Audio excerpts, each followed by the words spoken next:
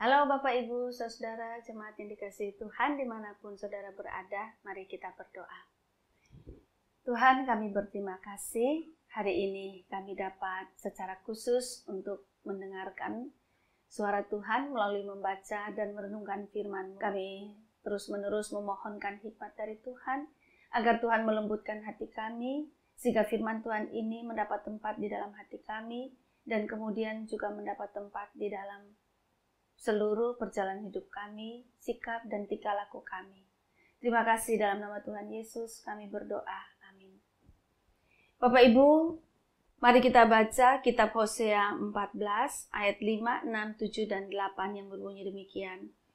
Aku akan memulihkan mereka dari penyelewengan. Aku akan mengasihi mereka dengan sukarela, sebab murkaku telah surut daripada mereka. Aku akan seperti embun bagi Israel, maka ia akan berbunga seperti bunga bakung, dan akan menjulurkan akar-akarnya seperti pohon hawar. Ranting-rantingnya akan merambak, semaraknya akan seperti pohon zaitun, dan berbau harum seperti yang di Libanon. Mereka akan kembali dan diam dalam naunganku, dan tumbuh seperti gandum. Mereka akan berkembang seperti pohon anggur, yang termasyur seperti anggur Libanon. Demikian jauh pembacaan firman Tuhan. Yang berbahagia tentu saja kita semua yang mendengarkan firman Tuhan dan memeliharanya. Nah Bapak Ibu Saudara, ini yang disampaikan oleh Hosea dari pasalnya yang terakhir ayat 14, 5 sampai 8 ini merupakan berita yang indah. Ini merupakan berita anugerah. Tuhan sendiri yang berjanji, Tuhan sendiri yang mengatakan kepada umatnya. Umat yang bagaimana? Umat yang berdosa itu. Bahwa Tuhan akan memulihkan mereka dari penyelewengan. Jadi ini Allah yang berinisiatif ya. Bahwa Tuhan akan memulihkan umatnya dari penyelewengan. Tuhan akan mengasihi umatnya dengan sukarela. Sebab murka Tuhan sudah surut. Gitu ya. Tuhan itu menyatakan, seolah-olah menyatakan isi hatinya sendiri. Lalu ketika Tuhan memulihkan umatnya itu, keadaan mereka digambarkan bagaikan diambil lagi dari alam semesta ini ya, seperti aku akan seperti embun bagi Israel. Wah, Tuhan menjadi embun seperti embun bagi Israel. Bapak Ibu tahu ya, embun di pagi hari, apalagi ada di atas rumput itu, kemudian di pohon-pohon itu memberikan kesegaran yang luar biasa. Maka ia akan berbunga seperti bunga bakung. Ya, kita tahu bunga bakung itu indah dan akan menjulurkan akar-akarnya seperti pohon hawar.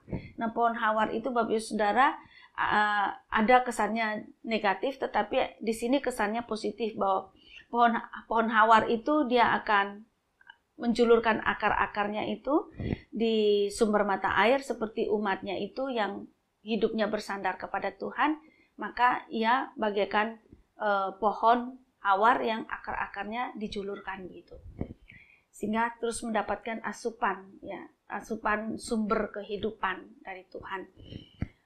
Lalu dikatakan ranting-rantingnya akan merambak, semaraknya akan seperti pohon zaitun. Wow, ya, kita tahu pohon zaitun seperti apa manfaatnya, yang menghasilkan buahnya gitu. Dan berbau harum seperti yang di Libanon, sudah fungsinya oke, terus ada bau harumnya gitu. Mereka akan kembali dan diam dalam naunganku.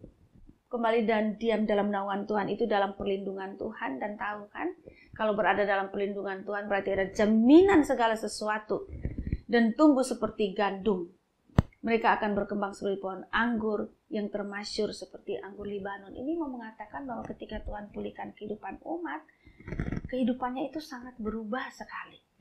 Yaitu tersedianya kesejahteraan bagi umat itu dalam semua hal gitu.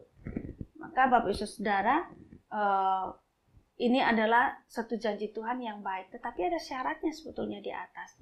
Syaratnya itu adalah kalau bangsa Israel ini mau mempersembahkan pujian pertobatan. Mereka mempersembahkan pengakuan pertobatan. Jadi Tuhan tuh juga ingin loh Bapak Ibu, kalau umatnya itu salah, umatnya itu berdosa, umat tuh mau merendahkan hati, mau datang mengaku. Kalau orang mengaku dosanya itu dia sadar, dia sadar akan perbuatannya. Dia sadar perbuatannya bagaimana, dan dia sadar bahwa perbuatan yang bagaimana itu adalah perbuatan yang tidak cocok dengan Tuhan. yang tidak sesuai dengan Tuhan. Dan ini butuh orang yang rendah hati, butuh orang yang mau sadar, butuh orang yang tahu diri, dan butuh orang yang menghargai anugerah Tuhan, menghargai karunia Tuhan, yaitu karunia pengampunan dan pemulihan itu. Maka Bapak Ibu Saudara, di hari-hari ini baiklah kita juga menjadi umat yang rendah hati, kita mengevaluasi diri, mengevaluasi perilaku kita, introspeksi jalan pikiran kita atau tutur kata kita atau perbuatan kita barangkali sudah jauh menyimpang dari kehendak Tuhan tentang apapun Bapak Ibu, tentang apapun. Karena Tuhan berjanji bahwa Dia akan memulihkan kita, memulihkan umatnya. Dan kalau Tuhan pulihkan, itu saya menggambarkan gini, tanah yang kering gersang itu menjadi tanah yang subur.